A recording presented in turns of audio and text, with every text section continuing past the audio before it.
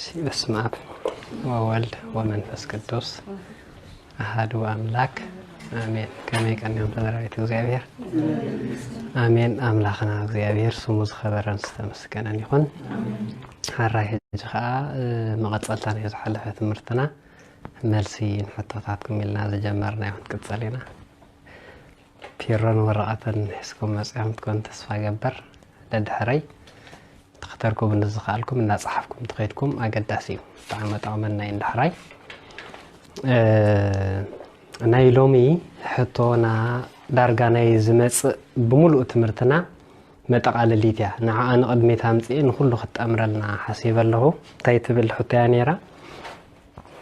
زناي هيمانوتات ناي مفللاي مستيرسي انتايو ابغاغسو انتايو بخميو ذكرستنا زبهلا بعلم اشحات مقلقالات كوينو زلو اتقنع اينايو سبك بخمي مقد خفلط يخل اسكي ناي مفللاينا مبغس مستير انتايو معاس بخمينا تفلالينا اتزللنا فللي انتايو مسؤم زلنا حبرت مستوم كريستيانينا زبلو كالوت كاب اورثودوكساي توحدو وصاي زلو مساتاتهم زلنا وي كهلونا زغبو حبرتن حدنتن كمي كمسل خيل الله وي منتينا نحبر منتينا زي نحبر تاريخ بزعباز بحفشا كنفلط زبليو حجي درجا اتوم نغير هيمانوت كنفلطو مزغبانا ناي هيمانوتنا بمولኦም كاب زيات تقالل اليوم ديحرنعو كنملس كوينا انياتو كمجمرتا كريستنا كميل جميرو كاوز وصو سبات زي العلو زنبرو حطوتات انديحرينايو ابز حج غزي اب نفسو كفاب كبابينا زحتت حطو بزعبا امنتنا زحاتنا حطو مبغسيو اب دحريتينا نرخبو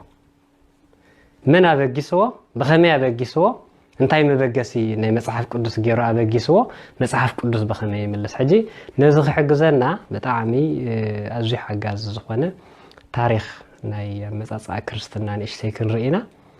وانا نغيرو زخونه سب حجتسيو اينا يقنعنا ابنت حدا سب امنت زي نبرو انا كريستيان كون دلي ግን አብየና ክርስትና ከምዝኸይ ላይ ፈለጥነ ይብል ለዚህ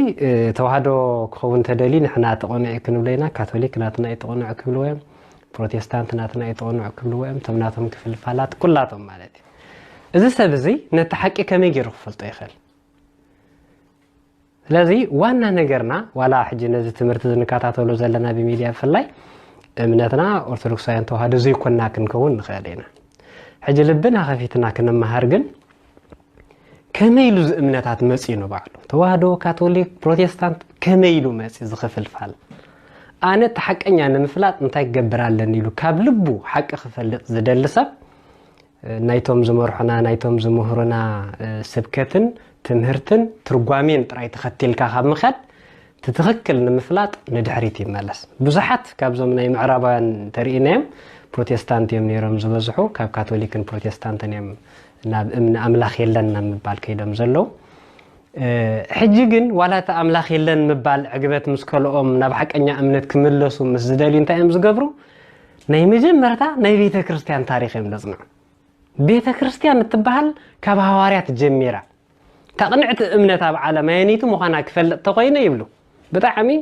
ንፍዓት አጽናዕትዮም በትክክል ማለት እታ ትክክለኛ ቤተ ክርስቲያን ምን መኻና ክትፈልጣ ተቆይንካ ካብ ዘመን ሐዋርያት ጀሚሩ كساب حج دولو زمن ناي بيت كريستيان تاريخ ني هيمانوت سبات يخونو كاب هيمانوت نصا زخونو ناي تاريخ زصنع سبات يخونو اب مصحفت اسفيرم حواريات انتاي مهرو نيرم ني حواريات تمرت انتاي نيرو بدحر حواريات نحواريات زتوكو ابوتات بعلمنيم مصحف قدس حواريات اكو ابي كم زموت مويتم دي ماي موت انكو ناي كل ما ينغرناني مصحف قدس يترف بدحر يم زنبره مالتي زمناي تاريخ صحفت سباتن ناي بيت كريستيان صحفت انترينيم ግን حواريات ابي مهيروم بخمي عارفهم نمن تكيهم متكاتاناتهم زمهرو بعلمنيم انتاي مهيروم እዚ حج زلو نكريستنا امنتات كفافيلون زلو نطبታት شعو بخمي يمهر نيرو ابزخونه بيبليوتيك وي لايبراري مالتي ابزخونه عدي بيت مصحفت زلنايو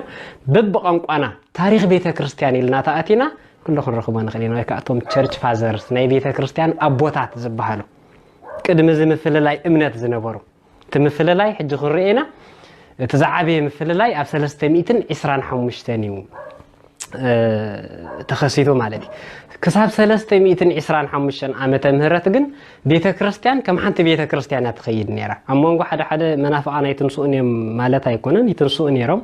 ምናልባት ሕልፍ ኢልና ንሪኦም ንኸውን ንቤተ ክርስቲያን ግን አይመቀልዋን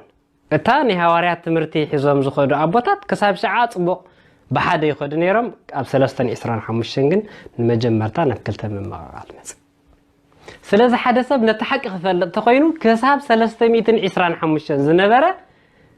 አቦታት ዝምህርዎ ዝነበሩ ትምህርቲ ምዝሕጅ ዘሎ ኮምፔር ወይ ካ የዋዳድሮ ማለት هذا تزقلل مقدي ስለዚህ ትምህርትና አንውን መሰረት ገረ ዝምህረኩም ናይቶም አቦታትና ይሽዑዩ ካብ ነቢያት ክንብገሲና ንሓደ አርእስት ምሳሌ ዓልናዮን ኣብነት ሎም ምሸት እግዚአብሔር ብዝረዳና አምላኽነትና ኢየሱስ ክርስቶስ አምላኽ ወደ አምላኽ ፍጹም ሰብ ፍጹም አምላኽ ምዃኑ ክንመሃሪና ቤተ ክርስቲያንና ትምህርት እዚ ኣብ ካልኦት እምነታት ካሊ ዝመሃር ማለት ስለዚህ አይና ይጥቁኑዕ ንምባል ሕጅብ ዛዕባና ኢየሱስ ክርስቶስ አምላኽነት ነቢያት ዝመስከርዎ ክንርኢና ሐዋርያት ዝመስከርዎ ክንርኢና ሕጂ ናይ ነቢያትን ሐዋርያትን ኣብ መጽሐፍ ቅዱስ ዘሎ ይምስመ ማዕከሊና ዘሎ ብድሕሪ ሐዋርያት ዝነበሩ ሐዋርያና አበው ዝባሃሉ ነዚ ትምህርትና ዓና ዘባእሰና ዘሎ ብኸመይ ምሂሮሞ ብኸመይ ተርጉሞሞ ክንርኢና ድሓር ሰብ አእምሩኡ ፈትሹ ሕልኑኡ ሰሚዑ ነትዝህቦ ሕልኑኡ ተቀቢሉ ተሐቀኛ መገደና ይምምራጽ መሰል ህልዎ ማለት ስለዚህ ታይነ ምባለ ለነፍስ ወከፍና ቁርባ ትምህርቲ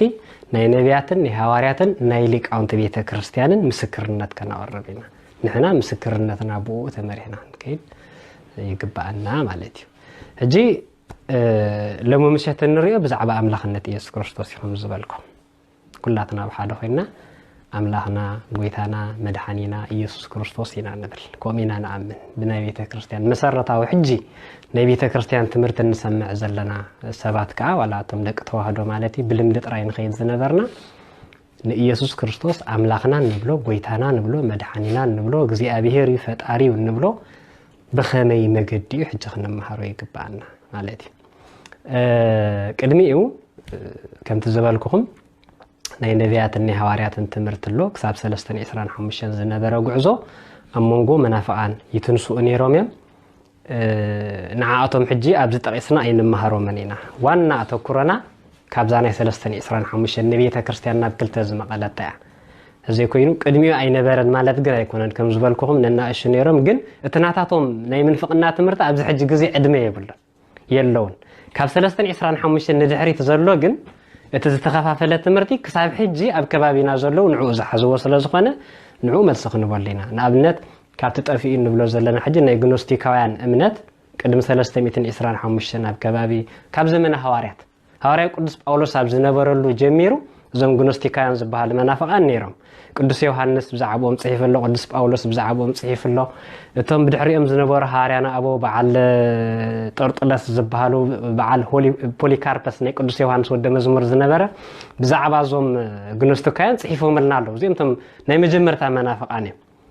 ካብቶም ዓበይቲ ግኖስቲካውያን ንምጥቃስ መርቅያን ማኒ ዝበሃል ብዝኾነ ዓይነት ትምህርቲ ሰሚዕኩሞም ኣለኹም ኣስማቶም ክጥቀስ ማለት እዩ መርቅያን እንታዮም ዞም ግኖስቲካውያን بحصر زبالة እምነቶም ኣብ ክልተ አምላኽ ዝተመስረተ እሳቶም ንባዕሎም ፈሓፋሕ ዝበለ ዝተኸፋፈለ ልክዕ ፕሮቴስታንት ኢልና ብትሕቲኡ ብዙሓት ኣሽሓት ክፍልፋል ከም ዘሎ ቶም ግኖስቲካውያን ንናቶም ክፋል ኣለዎ ዝርዝራይና ኣቶኒና ግን ሓፈሻዊ ጠቃሊልና ክሪኦም ከልና ዝበዝሑ ኣብ ክልተ አምላኽ ይኣምኑ ክልተ ኣማልኽት ኣለዉ ተሓደ ኣብዚ ዓለም ጽቡቕ ዘበለ ነገር ዝፈጠረ አምላኽ እዩ እቲ ሕማቕ ኣብዚ ዓለም ዘጋጥምን ሕማቕ ዝበሃል ነገር ዝፈጠረኻ እቲ ክፉ አምላኽ ክልተ አማልኽት ኣለዉ زمن زي مصحف قدساو تمرتن نيرو مالتي مرقيان دحر دارين حاجه حدناتهم كافتم مراحه زنبوري مرقيان زبالا بيته كريستيان نبولي كيدان ازيز صارر ازي تقاوامي كاب حدث كيدان مصحف تكوان بعلو وانجيل لوقاسن ناي قدس باولوس كا 10 ملختن طراي يزينين قدسات مصحفت يلو زامن زنبره سب مخانو تصحيفلنا له ماي تاريخ مزاغبتي اسفيرو ملنا له مالتي بز عينت كحدت زغن كم طعي امنت زلو كيدو كوينن نفس خيد زنبره سبيو بعلماني اندحرينا يمون كما عينت نايغنوستيكان بزحات كفلفال زصعب زنبرو سباتم مرقيان كم زفلت اب بيت كريستيان حدا مسلالو ذكرلو كابتي ناي بولي كيدان املاخ نعو اندي چكان املاخ اندي زبلو سكفو املاخ چكان املاخ رهراهي زي فلت حاليت زي فلت تعقست زي بلو چكان املاخ يزبلو بناتو تمرت مالتي سلازي ابولي كيدان تاني حاغسنا عرفت معالت زنبرت قدام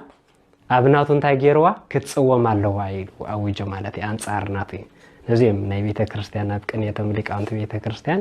على سنبته نصوما كما زرو الات مرقيان بامصا وانا بنديت نقدامسي كم على ربع ان نصوم مش حقي عربن ربع نقدامسي كم على ربع نصوما ምክንያቱ ኣብ ዕለተ ረቡዕ ለማዓት ጠስሚ ተበላዕኒ ኻ ጋዓት ጥልላት ዝባሃል زي ጠስሚ ዝባሃል ጸባ ዝባሃል ርጎን ቋቁሖ ስጋ ገላይ ንበልዕኒና ንቀዳም ከዓ ከም ንጾማ ይድብል ተባዓል ቅኔት ሊቅ ማለት እዩ ንቀዳምሲ ከም ንጾማ ልክዕ ከም ናይ ረቡዕ ዕለት ንጾማ መርቅያን በዓመጹ እዩ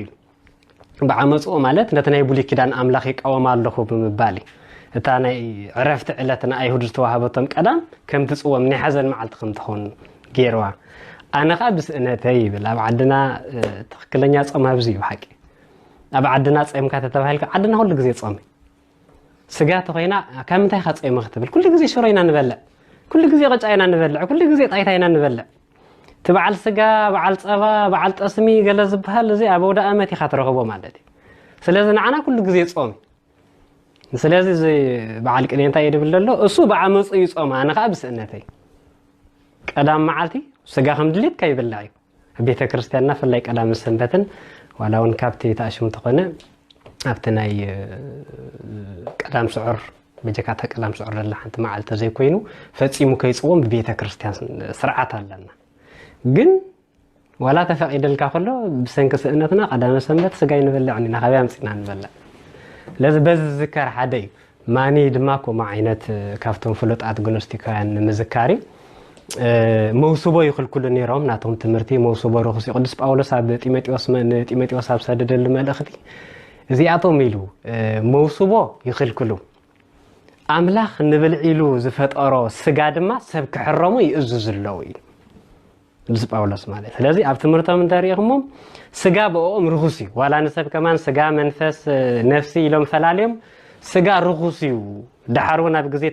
تنسأي يقولون نفس رأيات زبل كحدث علىهم أبتمرتهم سلازم سجا رخصي يبلو سجا زبها المبلع يفتونهم سجا مبلع يفك أدني ومحمل تترأيهم زبل عمالتي بتعمل صوامي تحرمي كم زنبرة تاريخي نقرنا أنا يمركيان بفلاي موصوبه دم رخصي بقى موصبو رخصيو سلازي مرعونا يفقدني نيرو كتأمق كله كهن كوين كتأمق كله زتمرعو سبعة كايت أمقني نيرو مركيان مالتي لذا أجزي قداسينا عندي حرد أستوعيلكم تيز بالله قداسينا نجمر كلنا بس لما تسمعهم أب يعريت أب أمكنيو زهارات نحناس مرع قدوس كم زخانة موصبو قدوس كم زخانة مولاد كالرخصات كم زي بلو نمهر زين تنايجنوست كانت مرتزق قومي جزي الله سيترينا يا مالتي እግዚአብሔር ዘፈጠሮ ፈጥራት ካ በሙሉ ንጹህን ቅዱስን ሙኻንን ዝድርበኻ ይብሉን ንብል ግዜ ቅዳሴና ንብለይዚ ስለዚህ ነተመናይ ግኖስቲካያን ዝሆን መልሲ ስለዚህ በሐጺሩ ሕጅ ግዜ ነጥፍእኒና ከም ተዝበልኩኹም እምነት ንቁርብ ግዜ ኸይዱ በዓል መርቅያን ኣብ ከባቢ 160 ዓመተ ምህረት ዝነበርዮም ድሓር እምነቶም ግን ጠፊኡ ማለት ብድሕሪኡ ተዛዓበየ ምክፍፋል ዘምጽአ ቤተ ክርስቲያን ኣብ ክልተ ዝኸፈላ ግን أب سلستن إسران حمشتن زتلعلة ناي منافقنا تمرتي أو ينخل تذكر لهم مشت سلستن إسران حمشتن أريوس زبهال كلها تناتشمع حد سناني أب عدنا متصرفون تكمل نيرنا نخونينا ولا بتاعتنا حرق طيلهم زين إزاز تقينا أريوس يبلغ حماق تجيرك أريوس يبلغ كابي متين فلتنا نيرنا شعو جن أريوس بناي بيت كريستيان تاريخون ناي عالم لقى ناي تاريخ صحفتي كم زنقرنا ناي توحدو كهني نيرو ناي بيت كريستيان كهني نيرو كساب شعوه عند بيت كريستيان سلازنبره تفتح عند بيت كريستيان كهن كوين يقلقل كم زنبره ناي زيما صقا كم زنبرو ناي قطم ناي سنه صحف صقا كم زنبرو نفع كهن كم زنبره ينقرلو ግን መጽሐፍ ተخمرمر كله ኣብ መጽሐፈ ምሳሌ ንዘላ ሓንቲ ቃል ደገጋ ርድኢ ተረዲኡ ኢየሱስ ክርስቶስ ክብሪ ንዑ ይኹን ብመለኮቱ ፍጡርዩ ምስ ኣምላኽ ምስ ኣቦ ማዕረ ኣይኮነን ዝብል ትምህርቲ ዝመሃረ እዩ እዚኣ ትምህርቲ እዚኣ ሕጂ ብነቢያትን ብሃዋርያትን ብሊቃውንቲ ቤተ ክርስቲያንን ከመይ ተማሂራ ኣነ ንስኻትኩም እንሒዝና ክንከይድ ኢና ከምዚ ዓይነት ጌጋ እምነት ዘለኩም ሰባት ነዚ ተሰምዕዎ ዘለኹም ክሳብ ሕጂ በኸም ዝፀናሕኩም እውን ነነፃፅሮ ትምህርቲ ካበይ ኣምፂእዎ ንሱ ቅድሚኡ ዝነበሩ እንታይ ምሂሮም ኣየናዩ ተሓቂ ብመፅሓፍቲ ክንሪኦ ኢና ማለት እዩ ናይ ኣርዮስ ትምህርቲ ኣርዮስ ነዚ ትምህርቲ እዚ ምሰልዓሎ ንቤተ ክርስቲያን ተዛዓበየ ምክፍፋል ዘምፀ እዩ ስለዚ ዓለም ለኻዊ ጉባኤ ንመጀመርታ ግዜ ተገይሩ ዓለም ለኻዊ ጉባኤ ማለት ኣብ ዓለም ምሉእ ዝርከቡ ኤጲስቆጶሳት ጳጳሳት ናይ ቤተ ክርስቲያን ኣብ ትሽዑ መራሕቲ ዝነበሩ ኣቦታት ነዚ ትምህርቲ እዚ ግቡእ መልሲ ንምሃብ ንምምርማር እንታይ እዩ ትምህርቱ ካበይ ተበጊሱ ንዕኡ ድማ ዝግባእ መልሲ ሂብካ ኣረዲእኻ ንምምላስ ናይ ኣዋርሕ ዝወሰደ ጉባኤታት ብጸሎትን መጽሓፍቲ ብምምርማርን እናገበሩ ንዕኡ ንምምላስ ብ325 ኒቅያ ኣብ ዝተባሃለ ቦታ ጉባኤ ገይሮም እዚ ነገረ መገድና ንምሃሮ ናይ መጀመርታ ዓለም ለኻዊ ዝዓበየ ጉባኤ ቤተ ክርስቲያን ይባሃል በብኸባቢኡ ዝግበር ንኣሽቱ ጉባኤታት ነይሩ ናይ በዓል ሎዶቅያ ካልእ ዓለም ለኻዊ ዝዓበየ ጉባኤ ቤተ ክርስቲያን ቀዳማይ ተባሂሉ ዝፅዋዕ ጉባኤ ኒቅያ ትባሃል ቦታ ተኣኪቦም ዝገበርዎ እዩ ኣብዚ ትምህርቲ እዚ ኣርዮስ ትምህርቱ ክነግር ተሓቲቱ ትምህርቱ ናብ ኣቦታት ኣውሪድዎ ኣቦታት ከዓ ቅዱሳት መጻሕፍቲ መሰረት ብምግባር ዝግባእ መልሲ ሂቦም ኣርዮስ ተጋጊኻ ኣለኻ ኢየሱስ ክርስቶስ ብመለኮቱ ኣምላኽ እዩ ምስ ኣምላኽ ማዕረ እዩ ፈጣሪ እዩ ንዓና ንምድሓን ኢሉ ስጋና ተዋሃሂዱ ናብዚ ምድሪ ዝመፅኡ ስቃይ ተቐቢሉ ኣድሒንና ተንሲኡ ናብ ክብሩ ከዓ ዓሪኩ ስለዚ ኣምላኽ ወዲ ኣምላኽ ፈጣሪ እዩ ይብልዎ ንሱ ድማ ነዚ ሓሳብ እዚ ኣይቅበሎን እየ ይብል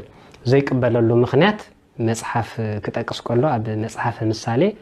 ምዕራፍ 8 ፈቅዲ 22 ጥበብ ንዓያ ቀዲሙ ፈጠረኒ ትበዘላ ቃልያ መውደቂቱ ንዕኡ ዝኾነት ሕጂ ነዚኣ ቃል እዚኣ ክንሪኣ ኢና ቀዳማይ ነገር ናይ መጽሓፍ ቅዱስ ባህርን ጠባይን ምፍላጥ ብጣዕሚ ኣገዳሲ እዩ መጽሐፍ ቅዱስ ክንትርጉም ከለና መጽሐፍ ቅዱስ ዘሎ ቃል ንሓንቲ ቃል ኣውፂኻ ንዓኣ ምትርጓም ከም ደላታ ምውሳድ ዘይኮነ ብዛዕባ እታ ቃል እቲኣ ኣብ መጽሐፍ ቅዱስ ኣብ ካልእ ክፍልታት ናይ መጽሐፍ ቅዱስ እንታይ ተነጊሩ ምክንያቱ ብዛዕባ ኢየሱስ ክርስቶስ ኣምላኽነት ናይ ባህሪ ኣምላኽነት እዛ ቃል እዚኣ ጥራይ ኣይኮነትን ትዛረብ ኣብ ካልእ ብዙሕ ኣሎ ንኩሉ ኣገናዝቦ ንብሙሉኡ ኣምላኽነቱን ዝገልጽ ኣውፂኻስ በዛ ሓንቲ ቃል እዚኣ ናብ ፍጡር ክትልውጦ ይትኽእልኒ ስለዚ ካልእ ክፍልታት ናይ መጽሐፍ ቅዱስ ክምርመር ኣለዎ እቲ ካልእ ክፍልታት ኣምላኽነቱ ዝነግር ተኾይኑ እዛ ቃል እዚኣ ድማኒ እንታይ ይትርጉማ ደኣሞ ምስኡ ከተጻረር ኣይትኽእልኒ ቃል እግዚአብሔር ኣይጻረረኒ ስለዚ እንታይ ይኽብል ደልዩ ናብ ዝብል ንኸይድ ከምቲ ዝበልኩኹም ሕጂ ናይ ነቢያት ናይ ሃዋርያት ትምህርቲ ከነምጽኢና ሊቃውንቲ ቤተ ክርስቲያን ኣብ ትሽዑ ግዜ ንዕኡ ዝሃብዎ ምላሽ ወይ ከዓ ነዚ ቃል እዚ ዝተርጎሙሉ ዓይነታት ተረጓጉማ ግን መጀመርታ ናብኦም ክወስደኩም እምነትና ከምቲ ዝበልኩኹም ሲ ድሕርቲ ጉባኤት ዝነበረ ሓሳባት ዝመፀ ምክፍፋላት ገዲፍና ካብቲ ጉባኤቲ ናብ ሃዋርያት ገጽካ ተመሊስካ ዝነበሩ ኣቦታት ዝምህርዎ ዝነበሩ ትምህርቲ መሓዝ ስለ ዝኾነ ዕላማና ናቶም ትርጓሚ ክንብበልኩም እየ ማለት እዩ ኣነ ዝምህሮ ትምህርቲ እውን ናይ ርእሲ ኣይኮነን ኣባታቶም ኢና ክንውከል ዘለና ናብቲ ናቶም ትምህርቲ ሓደ ካብኣቶም ቅዱስ ባሲልዮስ ዘቂሳርያ ካብቶም ዓበይቲ ሊቃውንቲ ቤተ ክርስቲያን ዝበሃሉ ኣቦ ብዛዕባ ቃል እዚኣ እንታይ ይብል ጥበብ ዝብል ቃል ኣብ ብዙሕ አንቀጽ ዝተጻሕፈ ኣካላዊ ቃል ዝተዋሃዶ እዚ ስጋ እዩ ጥበብ ዝተባሃለ መን እዩ ጥበብ ዝተባሃለሲ ተኣካላዊ ቃል ኢየሱስ ክርስቶስ ኣካላዊ ቃል ተመለኮት እሱ ዝተዋሃዶ ስጋ ጥበብ ተባሂሉሎ እሺ ጠቢበ ሰሎሞን እግዚአብሔር ቃል ብዘይ ዘርኢ ሰብኣይ ካብ ቅድስት ድንግል ማርያም ዝወሰደ ስጋ ረኣየ ሕጂ ሰሎሞን ገና ብሉይ ኪዳን ብዛዕባ እዚ ቃል ዝዛረብ ዘሎ እንታይ ርእዩ ሰሎሞን እግዚአብሔር ቃል መለኮት ካብ ቅድስት ድንግል ማርያም ስጋ ከም ዝወስድ ነቲ ስጋ ርእዩ ሰሎሞን ቀፂሉ ሽዕታይ ኢሉ ወልድ ሰብ ቅድሚ ምዃኑ ሓደ ከም ዝኾነ ሰብ ድሕሪ ምዃኑ እውን ምስ ስጋ ሓደ ኣካል ከም ዝኸውን ምስ ረኣየ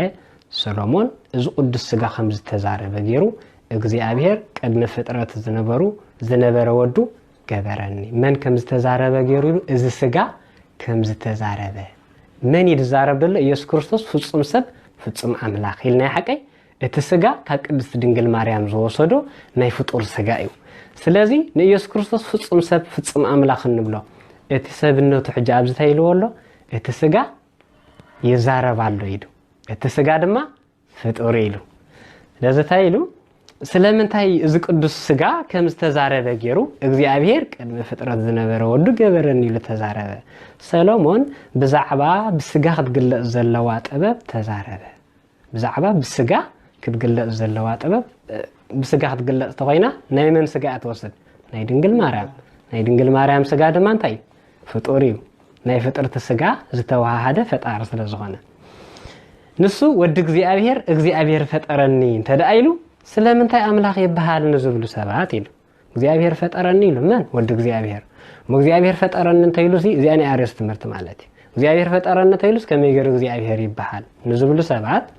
ወለደኒ ማለት ወዲ እግዚአብሔር ምዃኑ ፈጠረኒ ማለት ከዓ ሰብ ስለ ዝኾነ ይትርጎም እዚኣ ተሓጻር ትርጉም ማለት እዩ ኣብኣ ሰሎሞን ክልቲአን ይምጽውን ወለደኒ ይብል ፈጠረኒ ኸ ይብል ሕጂ ወለደኒ ተይሉ አምላኽ ንፍጡር ክወልዱ ኣይክእልን እዩ አምላኽ እዩ ዝወለድ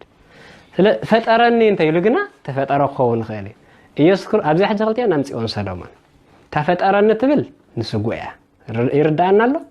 ፈጠረኒ ትብል ንስጉያ ወለደኒ ትብል ከዓ አምላኽ ንመን እዩ ዝወለድ ንአምላኽ ወሊድዎ ተቆይኑ አምላኽ ዝወልደ አምላኽ እዩ ዝተወልደ ማለት እዩ ስለዚ ብጸሎተ ሃይማኖት ኣይትረስዕዎ እንታይ ንብል ካብ አምላኽ ዝተወልደ አምላኽ እዩ ካብ ብርሃን ዝተረኸበ ብርሃን እዩ እዚ ካልእ ዝለዓል ሕቶ ኣሎ ናይ ኢየሱስ ክርስቶስ አምላኽነት ንምቅዋም ዘልዕልዎ ሕቶታት ሓደ ብሓደ ክንምጽኢና እዚኣ ምስ ረኣናያ ማለት እዩ ኢየሱስ ክርስቶስ ካብ ኣቦኡ ይንእስ ድዩ ካብ መላእኽቲ ይንእስ ድዩ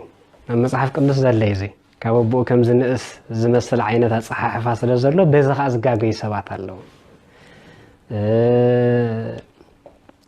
ቅዱስ ጳውሎስ እንታይ ይብል አምላኽ ናይ ክርስቶስ ይብል ንክርስቶስ አምላኹ ደኣመን እዩ ክርስቶስ አምላኽ እንዳበልናስ አምላኹ ንክርስቶስ ይብል አምላኽ ጎይታና ኢየሱስ ክርስቶስ መን እዩ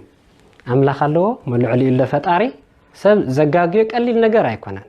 ናይ መጽሓፍ ቅዱስ ቃል ከም ቅዱስ ጴጥሮስ ዝበሎ ብገዛ ርእሱ ሓደ ሰብ ከይትርጉምዎ ዝበሎ ነዚ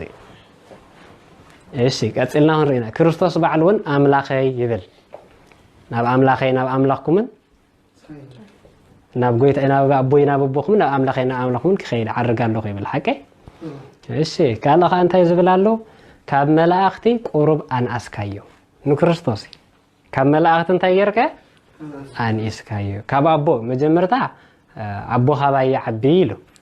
ኣራይ ሞኻኡ ዝዓቢ ተኾይኑ መሊስኻ ዝገደደ ካብ መላእኽትኻ ቁሩብ ኣንኣስካዮ ኢሉ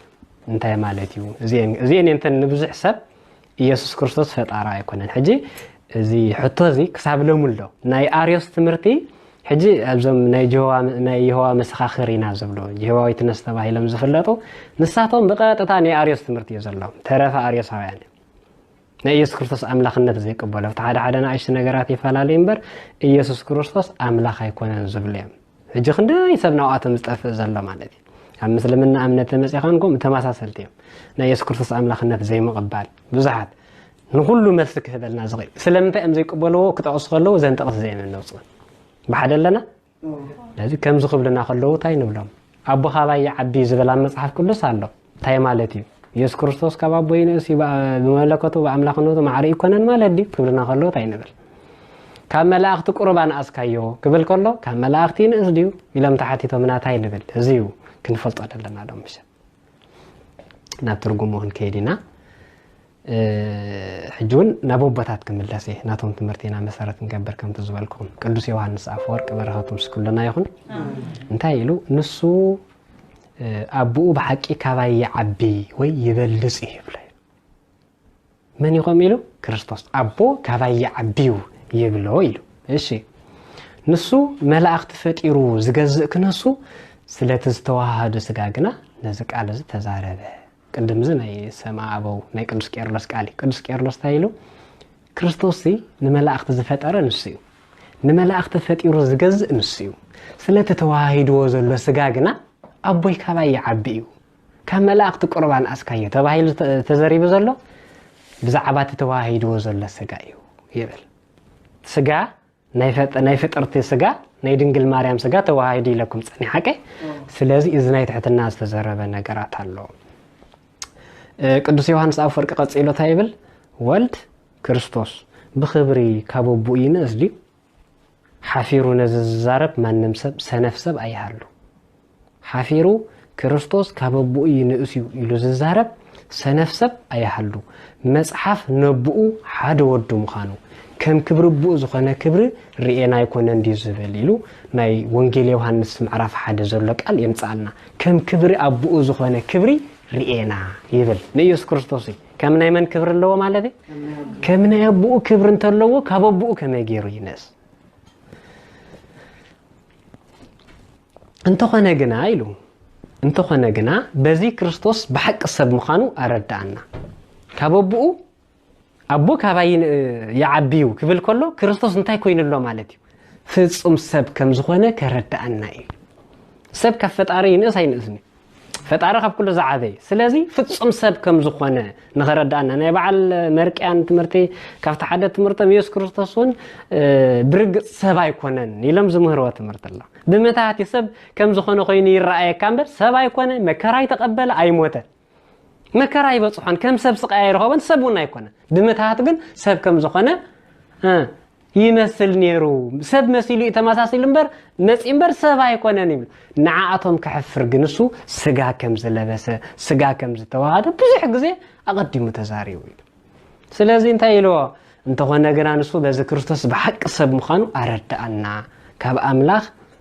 زتولد املاح كنت هنا نعنا نمدحان جن سغا لبيسو بممصو ابوي كاباي يعبيو إلى تزاريمو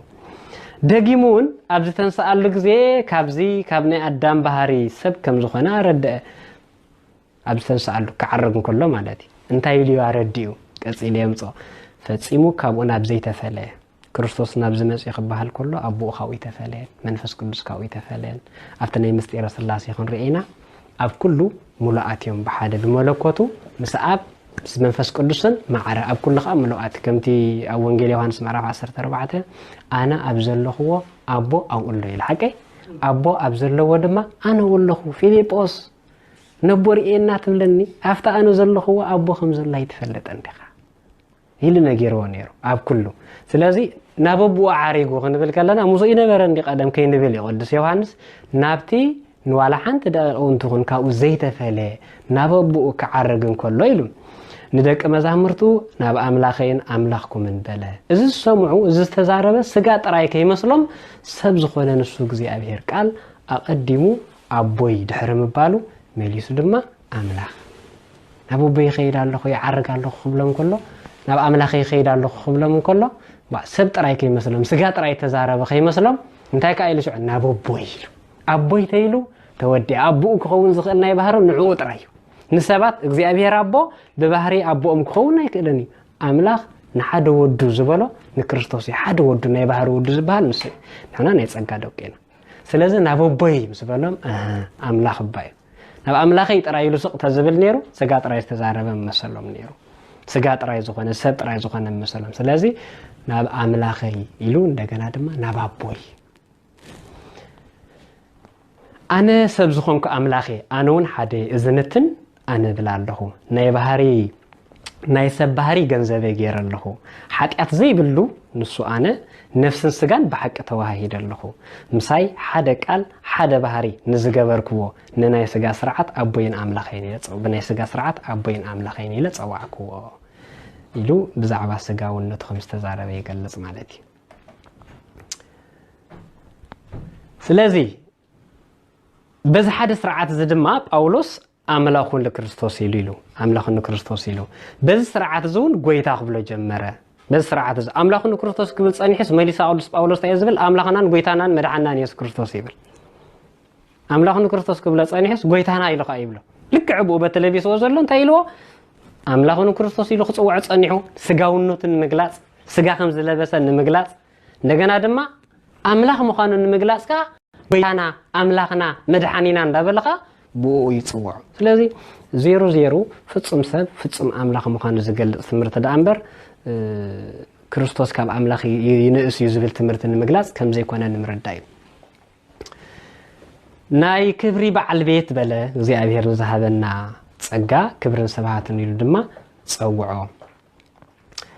እግዚአብሔር ንክርስቶስ ከም ዘተንስኦ ዝተነገረ ቃል እንተሰማዕኩም ይብል እግዚአብሔር አተንሲእኒ ዝብል አቀዲሙ ቅዱስ ዳዊት ዝተዛረበ ቃል ነይሩ አንሰ ሰከብኩ ወነምኩ ወተንሳእኩ ስመ እግዚአብሔር አንሳአኒ አነ ደቀስኩ ተገምሰስኩ ተንሳእኩ ድማ እግዚአብሔር አተንሲእኒ እሞ ይብል ዘተንስኦ ደለ ቅዱስ ጳውሎስ ካ በቅዱስ ጴጥሮስ ያወራታ በበዓለ ጴንጤቆስጤ ኣብ ግብረ ሐዋርያት ምዕራፍ 2 ንክርስቶስ አምላኽ ከም ዘተንስኦ ገይሩ ይሰብኽ ነይሩ ማለት እዩ ታይ ማለት እዩ እስመ እግዚአብሔር አንሳአኒ እግዚአብሔር አተንሲእኒ ክብል ከሎ እግዚአብሔርነተይ አተንሲእኒ እግዚአብሔርነት ናተይ ናይ ባህሪኡ ሰብነት ከአኒ ናተይ ገንዘብ ገይረየ ሰብ ምዃን ስጋ ናይ ደቅ ሰባት ባህር ናይ ደቅ ሰባት ኩሉ ገንዘበይ ገይረየ ስለዚ በሰብነተይ በስጋ ሞይተለኹ በአምላኽነተይ ከአ ተንሲኤ ስለዚ አምላኽነተይ አተንሲእኒ ማለት አምላኹ ተንሲእዎ ንክርስቶስ ክብል ከሎ አምላኽነቱ አተንሲእዎ እግዚአብሔር አተንሲእዎ ክብል ከሎኻ እግዚአብሔርነቱ አተንሲእዎ አቀዲሙ ባዕላ ወንጌል ዮሐንስ ምዕራፍ 10 ነፍሰይ ካባይ ክፈልያ ክወስዳ ዝኽእል ዋላ ሓደ የለን አነ ባዕለይ በጃይ ሕሊፈ ክህባይ ባዕለይ ድማ ክመልሳይ ከተንሳኤ ነዚ ዘተንስኦ ባዕሉ አምላኽነት እዩ ምስ ቀዳማዊ ቃል ሓደ አካል ሓደ ባህር ስለዝኾነ ስለ ስጋ እዩ ዝተነገረ ካብ መላእኽቲ ቁርባን አስካዮ ማለት ካ ስጋ ብምዋሃዱ ሕማምን ሞትን ስለዝረኸበ ካብ መላእኽቲ ንኢሱ ክርስቶስ ተባሂሉ ከመይ ገይሩ ካብ መላእኽቲ ንኢሱ መላእኽቲ ኣይሐሙን እዮም መላእኽቲ ኣይጠሚንዮም መላእኽቲ ኣይሞቱን እዮም ክርስቶስ ግን ንድሕነትና ክብል ምጥማይ ዝሰማምዖ ምሕማም ዝሰማምዖ ምጽማእ ዝሰማምዖ ሙማት ዝሰማምዖ ስጋ ገንዘቡ ገይርዎ ባህሪኡ ናቱ ገንዘብ ስለዝገበሮ በዚ ካብ መላእኽቲ ቁርባን አስካየ ተባሂሉ በር በአምላኽነቱ በመለኮትነቱ ካብ መላእኽቲ ይኮነን ካብ አቦን ከም ዘይንእስ ቅዱሳት መጽሓፍት መሰረት ገርና ክንርኢና እዚ ቅዱስ ዮሐንስ አፈወርቅ አብ ሃይማኖት አቦ ካብ ዘስፈሮ ምዕራፍ 67 ዝተወሰደ ትርጓሜ እዩ ካለ ናይ ቅዱስ ሄሮኔዎስ መጠቃለለይ ናቶም ክንገብርሞ ናፍተ ናይ መጽሐፍ ቅዱስ ቃል ናይ ነቢያት ዘሎ ክንመለስና ቅዱስ ሄሮኔዎስ ማለት ንሐዋርያት በዓይኑ ካብ ዝረአየ ሐዋርያና አቦ ቅዱስ ዮሐንስ አፈወርቅ ቁርብ ካው ድሕሪሉ ኣብ ከባቢ 500 ክፍለ ዘመን ዝነበረ መወዳእታ ናይ 407 ዓመተ ምህረት ይዕረፍቱ ማለት እዩ ቅዱስ ሄሮኔዎስ ግን ንሐዋርያት በዓይኖም ካብ ዝረአዩ ሐዋርያና አቦ የሐዋርያት ተማሃሮ ዝነበሩ ቅዱስ ዮሐንስ ወደ መዝሙር ዝነበረ ቅዱስ ዮሐንስ ወንጌላዊ ማለት እዩ ነዚያቶም ካብ ዝርከቡሎም ለዚ ንሱውን ብዛዕባ ናይ ክርስቶስ ነገር ክገልጽ ከሎ በሃይማኖት አቦ በጣም ተናይ ብሉይ ኪዳን አምላኽ ንሱ ምዃኑ ኣብዝም ሓድሽ ኪዳን መጽኡ ጸሚኡ ጠሚው ሓሚሙ ተሰማዕኩም ንሱ ንድሕነትና ስጋ ለቢስ ብምምጹ ብዛዕባ ስጉኡ ዝተነገረ ዳንበር ካብ አምላኽነቱ ዝጎደሎ ዋላ ሓደ ነገር ከምዘየለ ኢሉ ክምህር ከሎ ጽሓፉ ቃል እንታይ ይብል ሃይማኖት አበው እዚ ሄሮኔዎስ ምዕራፍ 7 ከፍቅደ 1 ክሳብ 31 ብናይ ሰብ ባህሪ ሰብ ዝኾነ ንሱ ካብ አቦ ዝተወልደ ካብ ናይ ባህር አምላኽ ዝተረኽበ ናይ ባህር አምላኽ ናይ ዘለዓለም ንጉስ ንስዩ ንኖህ ዝሓለዎ ንስዩ ኢየሱስ ክርስቶስ ንኖህ ዝሓለዎ መኒ ንስዩ ኢሉ ንአብርሃም ዝመርሖ ምስ ይስሐቅ ዝተኣሰረ ምስ ያዕቆብ ጋሻ ዝኾነ ምስ ዮሴፍ ዝተሸጠ ንስዩ ኣብ ሙሴ ሓዲሩ ንህዝቡ ዝመርሐ ሕግዝ ዝሰርዓሎም ንኢያሱ ርስተ ዝሃቦ ኣብኡ ሓዲሩ ንደቂ እስራኤል ዘውረሶም ንስዩ ኣብ ዳዊት ሓዲሩ ትንቢት ዝተናገረ ኣብ ነቢያት ሓዲሩ ንህዝቡ ዝመሃረ ንሱ ጥራይ ካብ ቅድስት ድንግል ሰብ ዝኾነ ንስዩ ኣብ ቤተልሔም ተወልደ ብጨርቅ ተጠቕለለ ኣብ መብልዕ ማል ተደርበ ሓለው ተኸብቲ ረአይዎ መላእኽቲ ኣመስገንዎ ሰብአ ሰገል ሰገድሉ ዮሐንስ ገለጾ ኣብ ዮርዳኖስ ድማ አጠመኦ ኣብ ገዳም ተፈተነ ንሱ ናይ ባህር አምላኽ ምዃኑ ድማ ተፈልጠ መጽሐፍቲ ክርስቶስ ሰብ ከም ዝኾነ ከም ዝነግሩና ኢሉ ብዛዕባ ሰብነቱ ዝተነገሩ ሰባትና ወሰዲኦም ሕጂ ሰብ እዩ ትሕቲ አምላኽ እዩ ትሕቲ መላእኽቲ ዝብሉ ምክንያቱ መጽሐፍቲ ናይ ሰብነቱ ነገር ይነግሩና ከም ዝጠመ ከም ዝሐመመ ከም መልአት ከም ዝንእስ ኮይኑ ከም ዝተጻሐፈ ይነግሩና ስጥራይ ግን አይኮንም ዝነግሩና ሰነፋት ሰባት ነው ሒዞም ይልቅሱ ቅዱስ ኢሬኔዎስ ግን ታይሉ መጽሐፍቲ ክርስቶስ ሰብ ከም ዝኾነ ከም ዝነግሩና አምላኽ ከም ዝኾነ ወን ይነግሩና እዮም ግዙፍ ከም ዝኾነ ከም ዝነግሩና ረቂቅ ከም ዝኾነ ናይ እግዚአብሔር ቃል ከም ዝኾነ ንሱ ባዕሉ ንእግዚአብሔር ከም ዝኾነ ድማ ይነግሩና እዮም ኣብ ዳሕረዋይ ዘመን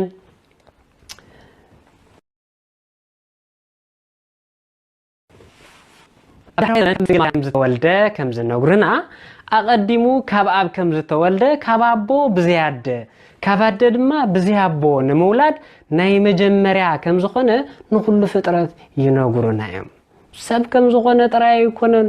አምላኽ ከም ዝኾነ ወን ይነግሩና እዮም ከም ዝጠመ ከም ድማ ብዙሕ ህዝቢ አጽገበ መጽሐፍቲ ጠመ ኢሎም ስቃይበሉን ንዝጠመዩን ብዙሓት ህዝቢ ድማ አጽገበ ይብል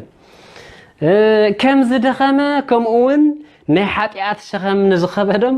ከም ዝዕረፈ ንፈልጥ ኢና ደኺሙ ኣብ ትሕቲ ሓደ ገረብ ኮፍ ኢሉ ነይሩ ኢየሱስ ይብል ታቆይኑ ደኺሙ እሊ ዝኻ ወንጌል ማቴዎስ ምዕራፍ 11 አንቶም ትደኽሙ እትጽዕሩ ጾር ዝኸበደኩም ናባይ ንዑ ኣነ ክዕርፈኩም ይብል ንሱ ወዲ ዳዊት ከም ዝኾነ ከምኡ ድማ ናይ ዳዊት ፈጣሪው ወዲ ዳዊት እዩ ወንጌል ማቴዎስ ክጅምር ከሎ ወለዶ ኢየሱስ ክርስቶስ ገለጽ ከሎ እንታይ ዝብል ወዲ ዳዊት ይብል እሞ ከዓ ንሱ ናይ ዳዊት ፈጣሪ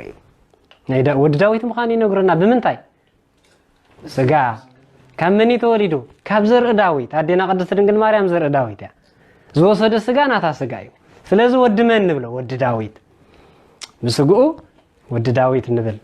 በመለኮቱ ግን ናይ ዳዊት አምላኽ ናይ ዳዊት ፈጣሪ እዩ ካብ ዘርኢ አብርሃም ከም ዝተረኸበ ከምኡን ቅድመ አብርሃም ነበረ ካብ አብርሃም ከም ዝተወለደ ዘርኢ አብርሃም ከም ዘሎ ቅዱስ ጳውሎስ ነጊርና ኣሎ ናይ መላእክቲ ደይኮነ ባህር ዘይኮነሲ ናይ አብርሃም ዘርኢ ወሰደ ኢሉ ቅዱስ ጳውሎስ ናይ አብርሃም ዘርኢ ኣሎ ወይ ግን ከዓ ወንጌል ዮሐንስ ከዓ ታይሉ አነ አብርሃም ከይተወልደን ከሎ ነይረ ኢሎም እምባ እዚ ክንደይ ዕድመ ገይሩ ቅድመ አብርሃም ነይረ ቅድመ አብርሃም አቦኹም ነይረ ዝብለና ኢሉ አቡሊ ኪዳን አብርሃም ዝመርሕ ዝነበረ አምላኽ ንሱ ምዃኑ አይሁድ ስለዘይተቀበሉ ማለት እዩ ስለዚ ሕጽር ብዝበለ ሊቃውንተ ቤተ ክርስቲያን ብዛዕባ ኢየሱስ ክርስቶስ ዘመሃሮ ሐዋርያና አበው ዝበሃሉ ድሕሪኦም ዝነበሩ ሊቃውንት ክሳብ አርዮስ ዘመን ዝነበሩን ብድሕሪኡ ናቶም ፈለግ ናቶም መገዲ ተኸቲሎም ክሳብ ሕጂ ዘለው አቦታት ዝምህርዎ ኢየሱስ ክርስቶስ ምስ አብ ምስ መንፈስ ቅዱስ ማዕረ አምላኽ ፈጣሪ ዝብል ናብ ነቢያት እንመለስ ሕጂ ነቢያትን ሐዋርያትን ኣብ መጽሐፍ ቅዱስ ዘሎ ሓደ ቃላት ትንቢታት ከነንብብ ትሕዝዎን ዘለኩም መሰረታዊ ኢየሱስ ክርስቶስ አምላኽ ኢልና ንኣምን ሓቂ አምላኽነቱ ግለጹ መጽሐፍ ቅዱስ ኢየሱስ ክርስቶስ አምላኽ ምዃኑ ኣረድኡና እንተኢሎምና ካበይ ንነግሮም ብኸመይ መገዲ ነረድኦም ነቢያት ብዛዕባ አምላኽነቱ መስኪሮም ዶ ሐዋርያት መስኪሮም ዶ ተመስኪሮም ኮይኖም ኣርኢና ቅዱስ ጳውሎስ ኣብ ኤፌሶን ምዕራፍ 2 እምነትና ኣብ ነቢያትን ኣብ ሐዋርያትን ዝተመስረተ እዩ ካብኡ ወጻኢ ዘሎ እምነት ትክክለኛ እምነት ክኸውን ኣይከኣለን ሊቃውንተ ቤተ ክርስቲያኑን ንዕኡ እናወሰድዮም ነቲ ናይ ክሕደት ትምህርቲ ውፅኦም ተሓቀኛ ትምህርቲ ንሱ ምዃኑ ዝነግሩ ማለት እዩ እሺ ንርአዮ ነቢያት ብዛዕባ ኢየሱስ ክርስቶስ ታይሎም ትንቢተ ኢሳያስ ምዕራፍ 9:6 ወደ ተወሊድልና ህፃን ተዋሂብና ስሙ ድንቂ መካር ሓያል አምላኽ አቦ ዘለዓለማዊ መስፍን ሰላም ክስመዩ ስሙ እንታይ ኢልዎ ድንቅስ ክንበል መካር ሓያል አምላኽ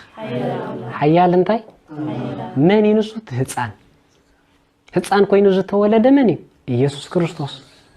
ህፃን ተወሊድልና ኢሉ ወደ ተዋሂብና ስሙ ቃይልዎ ድንቂ መካር ሓያል አምላኽ ኢሉ በቃ ነቢ ኢሳይያስ ሓያል አምላኺው አምላኺ ፈጣሪው እንተይልና ናቱ መንፈስ ዘይከተል ሰብ ከመይ ዝበለ ሰብ ክኸውን ይኽእል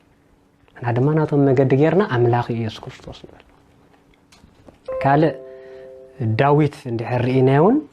ብዛዕባ ዕርገትና ኢየሱስ ክርስቶስ ክዛረብ ከሎ አምላኽ ብዕልልታ እግዚአብሔር ብድሃይ መለኸት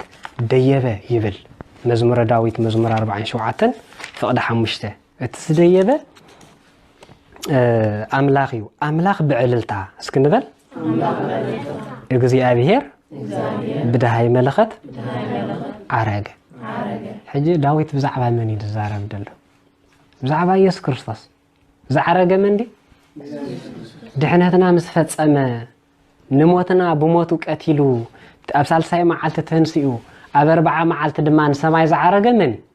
ኢየሱስ ክርስቶስ ንሱ ግን ታይሎ ዳዊት አምላኺው አምላኺው ንዓኹም ሰድሓነኩም ብዕልልታ መላእክት ደይቡ ኢሉ ስለዚህ ታይሎ አምላኽ ብዕልልታ ኢሉ እግዚአብሔር ብዳሃይ መለኸት ዓረገ ግብረ ሐዋርያት ምዕራፍ 1 ክትሪእዎ ከለኹም ኢየሱስ ክርስቶስ ከዓረግ እንከሎ መላእክት ደመና ተቀበለቶ መላእክት መጽኦም ካና ሐዋርያት አጸናንዑዎም ይብል በከምዛ ዓይነት ዕልልታ ንሰማያት ዝዓረገ ምዃኑ ይመስከር بزعبا داغماي مصاعتو نبي እግዚአብሔር ዳዊት بزعبا ክርስቶስ ካብ ልደቱ ጀሚሩ ክሳብ ዳግማይ መጻአቱ በሙሉ አብትንቢቱ አስፊሩ ወይ ነዚ ሓሊፍና ጥራይ ክንወስድ بزعبا ዳግማይ መጻአቱ ኢየሱስ ክርስቶስ ንዓለም ክፈርድ ክመጽእ ምዃኑ መጽሐፍ ቅዱስ ይነግረና ይሐቀ ንህያዋንን ንሞታንን ዝፈርድ ንሱ እዩ ራእይ ዮሐንስ ምዕራፍ 22 ፈቅደ 12 الفان اوميغان اني انه نخل سب كم غبرو عصب خفديو قلطيفه مص الله يبل عصب خفدي كفرد زمص مني ኢየሱስ ክርስቶስ ዳዊት ግን ነዝን ፍርድ ዝመጽ ኢየሱስ ክርስቶስ ታይል ይጽዋዕ አምላክነኒ ይመጽ አምላክና ከመጽዩ ወኢያረምም ስቅ ድማ አይክብልንዩ እሳት ይነድድ ቅድሚው ከቅድሚው ስባላ አውሎይ ማን ይትዝመጽ አምላኽ ክመጽ ኢሎ ትዝመጽ ማን ኢየሱስ ክርስቶስ ስለዚህ ኢየሱስ ክርስቶስ ታዩ አምላኽ በአፈ ነቢያት ተነገረና ቃል ናይ ነቢ ኢሳያስ ቃል ትንቢተ ኢሳያስ ምዕራፍ 44 ዘለው ቃል ከም በበልኩም ንጉስ እስራኤልን ተበጃው ይዝኾነ እግዚአብሔር ጎይታ ሰራዊት ከምዚ ይብላሎ ትንቢተ ኢሳያስ ምዕራፍ 44 ፍቅድ 6 ዛቃል ሓዝዋ መጀመርታ እንታይ ዝብል ንጉስ እስራኤልን ተበጃው ይዝኾነ እግዚአብሔር ጎይታ ሰራዊት ከምዚ ይብላሎ ቀዳማይን ዳሕራይን አኔ ብጀካይ ካለ አምላኽ የልቦን አስተውዕሉ ቀዳማይን እንታይ ዳሕራይን አኔ ብጀካይ ካለ አምላኽ የልቦን ሕጂ ነዘምናይ ባዓጂባዊት الناس ገለ በአካል ዋላ ዝረኸብኩም ምንተለም ተሓቲትኩም ኢየሱስ ክርስቶስ አምላኽ ምዃኑ ዘምጠቅስ ክንገልጾም ጸናሕና ኩሎም መስሃብካይ እንታይ ይብልኻ ሙሴስ አምላኽ እንዴ ሙሴው ንጎ አምላኽ እዩ ወሪ ዘጻት ምዕራፍ 7 እነ ሙሴ እንታይ ይልወሎ ንዓኻ ቅድመ ፈርዖን አምላኽ ገበርኩኻ ኢልዎ ሓቂ አምላኽ ገበርኩኻ ታገበርኩኻ ትብል ደላ ዋላ ረሲሑማ ማለት እዩ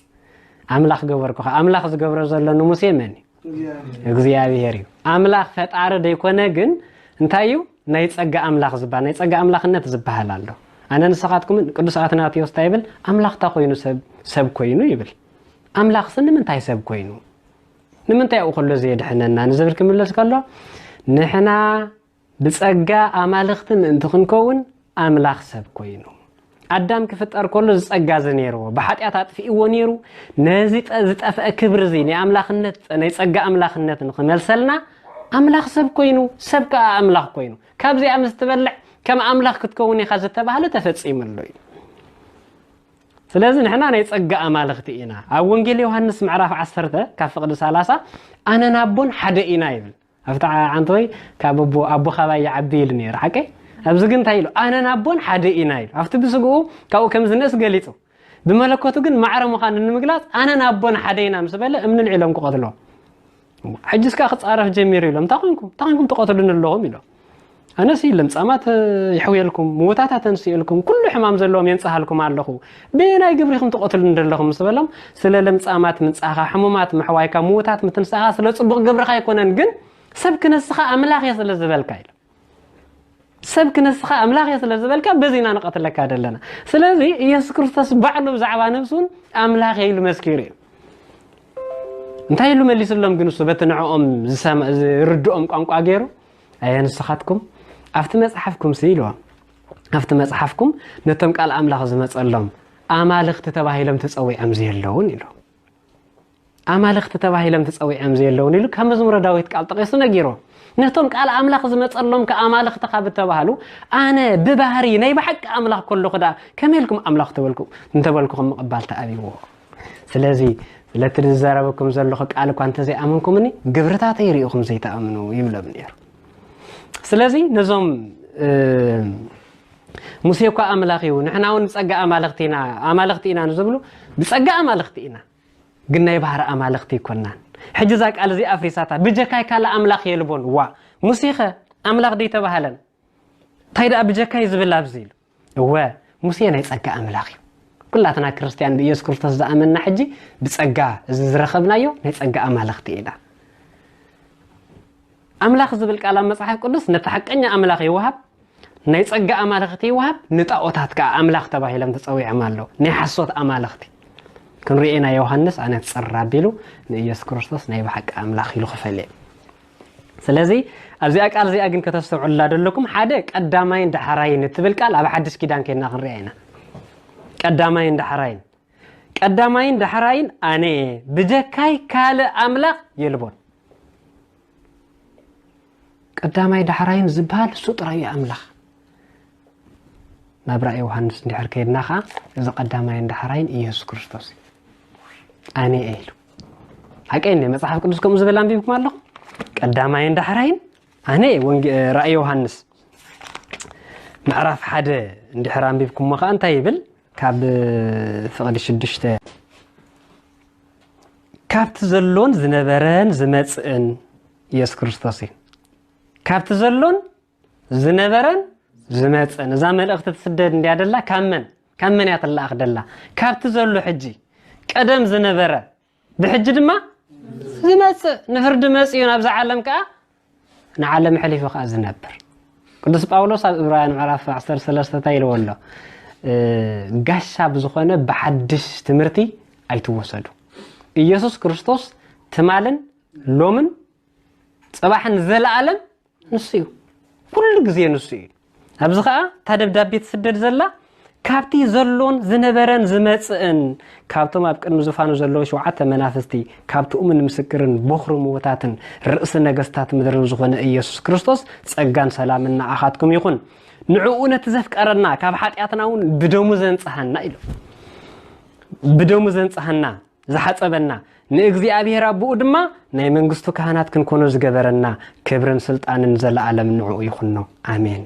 እንሆ በደመና ይመጻአሎ ኩሎም ሰብ እቶም ዝወግኡውን ከይተረፉ ኽሪኡ ወይም ብዘሎ ዓሪታት ምድሪ ድማ ብኡ ክበኺዮም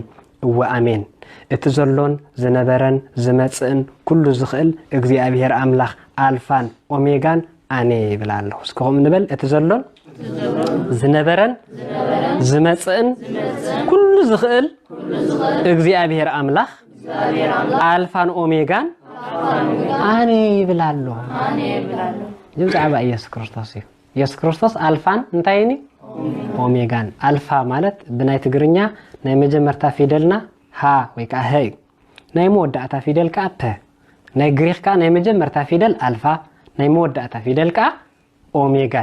አልፋን ኦሜጋን ኣብቲ ብሉይ ኪዳን ታይልና ጸኒሕ በጀካይ ካላ አምላኽ የለን ናይ መጀመርታ ናይ መወዳእታን አኔ ኢሉ ትብሉይ ኪዳን ዝነበረ አምላኽ እሱ እግዚአብሔር አቦ አምላኽ እዩ ኢየሱስ ክርስቶስ ግን አምላኽ አይኮነን ዝብሉ ሰባት ኣብ ዝባአፎም ተታሒዞም ማለት በጀካይ ካላ አምላኽ የለን ዳሕረዋይን ቀዳማይን አኔ ኢየሱስ ክርስቶስ ካ ዳሕረዋይን ቀዳማይን አኔ ኣብ ኢሳይያስ ሓዲረ ዝዛረብ ዝነበርኩ አኔ አልፋን ኦሜጋን አኔ ናይ መጀመርታን ናይ መወዳእታን አኔ ናይ እግዚአብሔር መጀመርታ ዘይብሉ መጀመርታ ናይ እግዚአብሔር መወዳእታ ድማ መወዳእታ ዘይብሉ መወዳእታ ኢሎም ቃል ቃውንቲ ትርጉሙ ኣብዛ ቃል እዚኣ ቁርብ ከይከድና ፍቅዲ 8 ኢና ጸኒሕና ፍቅዲ 18 ኮስደኩም ኢየሱስ ክርስቶስ ምዃኑ ዝያዳ ዘነጽረልና ቃል ማለት እዩ بيماناي إدو شوعت كواخبت حيزو نبرة كابعفون كلت بعفو بلح سيف زي واتس نبرة كلت زعفو بلح سيفي واتس نبرة قصون كم تا بحيل التبره صحي نبرت يسوع كريستوس كما يلهم استقلت زلا مسرع أخو دما كموت كوينا أب أجرو ودقو يماناي تيدو أب العليان بيرو كم سعبلن هاي تفرح أنا تقدمين دحرايني اسكهم نبل أنا تقدمين دحرايني قبلي كده إسياس نتايل نيرو بجكاي كال أملاخ يلن قدامين دحراين أنا قبلي كده نزنبورك أنا كم تقدس يراني وزبلو ننبيات زمرحهم زنبورك أنا نيسا كم حرد زرعنكو أنا نبرهم زمرحكو أنا نموسي بحري إيطرز ساقركو أنا نإسياس منفسي لي إخاز الزاربكو أنا لذي إذا ألفان أوميغان دحرواين نمي جمرا نمي ودعتان استبهله إيسوس كريستوسي حدث كدان متينا استوسانا 3-4 تقصخن وسدينا معصوت تمرتنا يردانا له حزور لنا زين مسرتان زي تقمات قصتاتين نزين برقسنا شمديدنا كنحزن يقبالنا نايس كريستوس ناي املاخنا نزمص حوتاتكا بزين بقليدو كنملسان نخيلينا مالتي حراي وحراتنا تقيسنا كابت بزح مالتي نلبا متى يزبحال انت قال تاغليا هو انت قال نطبيب انت قال تاكل يا سلازبل كاب كله نو بمرو تنبيبنا مصحف كلش كله املاخنوت يزغلص حنت نحنا خنحزن نخيل طراينا وصلنا خنكيد جن زعبا نبيات رئينا لنا إساياس انتايلو داويت انتايلو كما ابنت غيرنا وسيدنا لنا لنا نبيات منفس كصارر زخل سبت اللي حجي رؤسو يفتش تيد بالله يسوع كريستوس املاخ يكونن داويت املاخنته مسكيرو إساياس املاخنته مسكيرو انا دا انا من منفسي ساتم زعتو منغس سميات كعت تقينا ناتم امنت كختل كخل على نخبل على وسط ناو حدث كدان مصينا كافت بزحني حدث كدان صحفات كا بنا يوحنس وانجيلاو خجمره وانجيل يوحنس معرف حدا كافقد حدا جمير زلو بمجمرتا قال نبره قال اب እግዚአብሔር ነበረ اتقال اب እግዚአብሔር ነበረ قال بعلو دما እግዚአብሔር ነበረ ይብል ወንጌል ዮሐንስ ቅዱስ ዮሐንስ ጀመር ከሎ قال بقدمو نبره قال مصحف قدس بزح غزي خم تريو قال زبال ኢየሱስ ክርስቶስ حراي ምስጢረ ሥላሴ خنمهار كلنا قاله ወልድሂ ቃለሙ ለአብ ወለመንፈስ ቅዱስ ይብል ወልድ ናይ መንፈስ ቅዱስን ናይ አቦን ቃሎም እዩ አብ ሰለስቲኦም ክንደይ ቃል ያዘላ አንተ ቃል እግዚአብሔር አቦ ድማ ናይ ኩላቶም ልብ እዩ አብ ሰለስቲኦም አንተ ልብ ያዘላ እግዚአብሔር መንፈስ ቅዱስ ካ ናይ ሰለስቲኦም استنفاس እዩ አብ ሰለስቲኦም አንተ استنفاس አንተ ልብ አንተ ቃል ስለዘላ ሰለስተ አካላት ዳ ይኹን እንበር ሓደ አምላኽ ኢልና ንአምን ቃል ዝተባሃለ ንሱ ኢየሱስ ክርስቶስ ስለዚህ ኢሉ ቃል በቅድሙ ነበረ ማዓስ ነይሩ በቅድሙ ነበረ እተቃል ድማ አብ አምላኽ ነበረ አመን ነይሩ ተቃል አብ አምላኽ ነይሩ ወልድ አመን አሎ አብ መንፈስ ቅዱስ አሎ አብ ወቦሎ አቦ ድማ አመን አሎ አብ ወልድሎ አብ መንፈስ ቅዱስ አሎ በህልውና አብ መንፈስ ቅዱስ ስላሴ አይፈላለይኔም ወንጌል ዮሐንስ ምዕራፍ 14 አንተ ይተቆስኩልኩም ኖቦሪኤና ዝብል ቃል ተመልሲዩ ታይ ኖቦሪኤና ተብል ፊልጶስ ይሉ ወይታ ታይ ኖቦሪኤና ተብል ናይ ዝራይ ኖቦራይ አፍታ አነ ዘለኹ አቦሎ በህልውና ሓደ ኢና ስለዚህ ትቃል በቅድሙ ነበረ ትቃል አብ አምላኽ ነበረ ወላ አብ አምላኽ ዳይም በርንበር ትቃል ባዕሉን አምላኽ ነበረ አብ አምላኽ ዘሎ አምላኽ تقال بعلون أملاخ نبرة نسو بقدمو أب أملاخ نبرة بو كل تفتر هيلو فطر كفتر يخل كفتر هيك إلني فطر كفتر هيك إلني بو كل تفترة صلاة هيمانوتنا خبز توصدي كاب جوبينيك عليك أنت بيت كريستيان زقمت صلاة هيمانوت جمروا خبز توصدي زعت صلاة هيمانوت كنا مهار كلنا صلاتنا مالدي صلوة هيمانوتنا أمن بأحد أملاك እግዚአብሔር አብ ገባሬ ሰማያት ወምድረ ሰማያትን ምድርን ዝረአን ዘይረአን ብዝፈጠረ በሓደ በእግዚአብሔር አቦ በእግዚአብሔር አምላኽ ናምን ኩሉ ብኡ ዝተፈጠረ ቀጽሉ ታይብል ካብቲ ዝተፈጠረ ዘበለ ድማ ብዘይካብኡ ሓንቲ እኳ ዝተፈጠረ የልቦን አሬሳውያን ሕጂ ናብዚ ክመሃርዎ ዘሎም እንታይ ዝብል እምነት ኣለዎም ቅድም ኢየሱስ ክርስቶስ ፈጢርዎ አምላኽ ኢየሱስ ክርስቶስ ካን ዓለም ፈጢርዋ ጽንጽዋይ ፍጥር ዝፈጥር ብዘይቡ ግን ኢሉ ዝቃል አስተውዕሉ ደሞ ብዘይቡ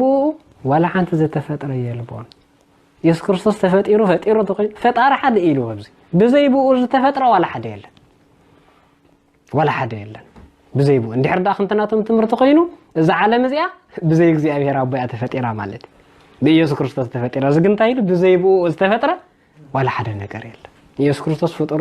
ኢየሱስ ክርስቶስ ይኑ ዛ ዓለም ፈጢርዋ አምላኽ ካን ኢየሱስ ክርስቶስ ጥራይ ፈጢርዎ የተናቶም ደረጃታት ሪኦም ኣሎ ኢየሱስ ፈጢርዎ ካለ ዝተረፈ ግን ምን ፈጢርዎ ኢየሱስ ፈጢርዎ አምላኽ አይፈልጠኒ ማለት ፈጣሪ ኢየሱስ ጥራይ ዝግንታይ ኢሉ ብዘይብኡ ዝተፈጥረስ ዋላ ሓደ የለን ኩሉ ዝፈጠሮ ንሱ ዝናቶም ናይ ካሕደ ትምህርቲ ክምልስ ዝኽእል ካብቲ ዝተፈጥረ ዘበለ ብዘይክኡ ሓንቲ እኳ ዘይተፈጥረ የለን ዝተፈጥረ የልቦን ህይወት ኣብኡ ነበረት እታ ህይወት ከዓ ብርሃን ሰብ ነበረት ብርሃን እውን ኣብ ጸልማት ይብርህ ጸልማት ከዓ ይሰዓሮን አምላኽ በአምላኽ ዝተላእከ ሓደ ዮሐንስ ሰብ ነበረ ንሱ ምስክር ኮይኑ ኩሎም ብኡ ምእንቲ ከኣምኑ ብዛዕባ ብርሃን ክምስክር መጸ ብርሃን መን ክርስቶስ ኣብ ጸሎት ሃይማኖትና ሕጂ እንታይ ንብል ካብ ብርሃን ዝተረኸበ ብርሃን እንብሎ ነዚ ብዛዕባ ብርሃን ዳ ክምስክር መጸ እምበር ንሱ ብርሃን ኣይነበረን ብርሃን ይግን ኣብቲ ኻለቃታ ኢሉ ወሎ በዓሉ ክርስቶስ ዮሐንስ ዝነድድን ዘብርህን መብራህቲ ነበረ ዮሐንስ ጥራይ ኣይኮነን ወንጌል ማቴዎስ ምዕራፍ 5:14 ኩሎም ቅዱሳን አንቱሙ ብርሃኑ ለዓለም ንስኻትኩም ናይ ዓለም ብርሃን ኢኹም ኩሎም ቅዱሳን ብርሃን ናይ ዓለም እዮም ከምቲ ጻውዒቶም ዝኸዱ ዘበሉ ማለት እንታይ ዳይ ብዝ ብርሃን ኣይኮነን ኢልዎ ፍልልይ ኣለዎ አምላክ ንብል ከለና ናይ ባህር ናይ ጸጋን ፍልልይ ኣለዎ ብርሃን ክበሃል ከሎ ድማ ናይ ባህሪ ብርሃን ተሐቀኛ ብርሃን እቲ ፈጣሪ እቲ አምላኽ ኢየሱስ ክርስቶስ ንሱ ይኮነን ዮሐንስ ብዛዕባ ተሐቀኛ ብርሃን ክምስክር ዝመጸ ብርሃን ንእሽተይ ብርሃን ናይ ጸጋ ብርሃን ተሐቀኛ ግን ኣይኮነን ንሱ ይነበረን እትን ሁሉ ሰብ ዘብርህ ብርሃን ሐቅ ናብ ዓለም መጸ ኣብ ዓለም እውን ነበረ ናብ ዓለም መጽ ኢላ ንበልምበር ካብ ዓለም ተፈሊ ይፈልጥ ኣይፈልጥኒ ኣብ ዓለም እውን ነይሩ በመለኮቱ ኩሉ ሙሉእ ስለ ዝኾነ ማለት ኣብ ዓለም እውን ነበረ ዓለም ከኣብኡ ተፈጥረት ኢሉ ብመን ተፈጢራ ብኡ ዓለም ግን ኣይፈልጠተን ናብቶም ናቱ መጸ ተምናቱ ኣይተቐበልዎን መንም እስራኤላውያን ብስጋ ዘመዱ ካብኣቶም ዝተወልደ ናብኦም መጽዩ ኣይተቐበልዎን ሰቂሎም መኸኣ ማለት ንኹሎም ነቶም ዝተቀበልዎ ዘበሉ ብስሙኑ ዝኣመኑ ኩሎም ግና ውሉድ አምላኽ ክኾኑ ስልጣን ሃቦም እህዛብ ንዕኡ ዘይፈልጥዎ ዝነበሩ ኩሉ ዓለም ግን ብኢየሱስ ክርስቶስ ዝኣመነ ኩሉ ውሉድ አምላኽ ተባሂሉ ንሳቶም ከዓ ካብ አምላኽ እምበር ካብ ደም ወይ ካብ ፍትወት ስጋ ወይ ካብ ድላይ ሰብኣይ ዘይተወልዱ እዮም ካብ ኣቦኻ ካብ ኣዴኻ ክትውለድ ትኽእል ኢኻ ዘይኮነን ትቀንዲ ልደት ኣቢልካ ዘሎ ትልደት ብጥምቀት ካብ እግዚኣብሔር መውላድ እዩ ብፍትወት ስጋ ካብ ደም ካብ ስጋ ዘይኮነሲ ብጥምቀት ካብ እግዚአብሔር መውላድ እትቃል እስክንበል ስጋ ኮነ ቃል ምን ይኹን ብሎ ጸኒሕና ቅድም ዝነበረ እግዚአብሔር ቅድም ብቅድሙ ቃል ነበረ ቃል ኣብ እግዚአብሔር ነበረ እቲ ቃል ባዕሉ እግዚአብሔር ነበረ ኢሉ ሕጂ እግዚአብሔር እንታይ ኮይኑ እዩ ዝብል ዘሎ ቃል ስጋ ኮነ ማለት እግዚአብሔር ስጋ ለቢሱ መጽ ሰብ ኮይኑ ስለዚህ ሰብ ኮይኑ ዝመጽ ስጋ ለቢሱ ዝመጽ ክርስቶስ እግዚአብሔር እዩ ምክንያቱ ብቅድሙ እግዚአብሔር ነበረ ክብለና ጸኒሕ ጸጋን ሐቅን መልእዎ ድማ ኣባና ሓደረ ትብለዚያ ሓንቲ ክንሕዛዝ ግባአና ጥቕሲያ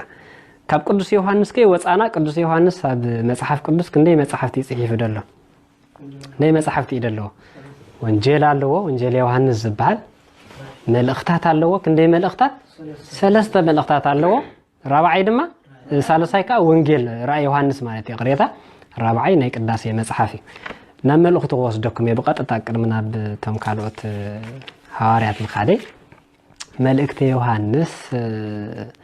ሳልሳይ መልእክተ ዮሐንስ ካ ቀዳማይ መልእክተ ዮሐንስ ይቅሬታ ምዕራፍ 5:20 ያኻ ክንሕዛዝ ግባአና ጥቕሲያ ነቶም ዝጋገዩ ሰባት ንጽርት መልስውን ክትህቦም ትኽእል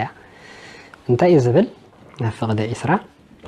تود أملاخ كم زمات نعو نتحق زخنة كنفلت عيلون مستوعل كم ذهبنا نفلتينا من مسي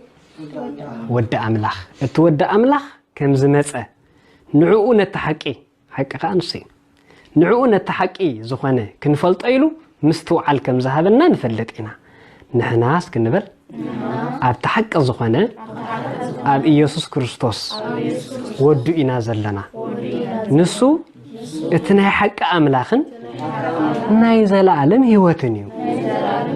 ناي بحق انتاي يسوس كريستوس ناي بحق انتاي أملاخ ናይ بحق أملاخي ናይ بحصات أمالخ تخلو دي مليون